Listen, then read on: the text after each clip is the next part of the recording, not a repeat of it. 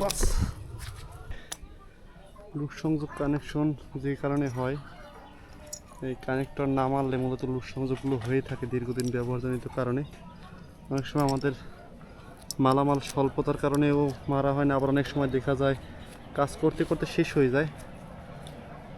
দেখতে পাচ্ছেন আমি এখানে নিউট্রালে কানেক্টর মেরে দেবো, এতে করে কখনো লো ভোল্টেজ জনিত সমস্যা হবে না, প্রপার কানেকশনটি পাবে সে।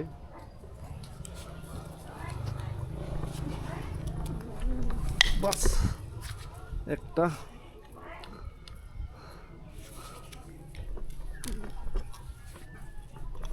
দুইটা আরো একটা মারবো।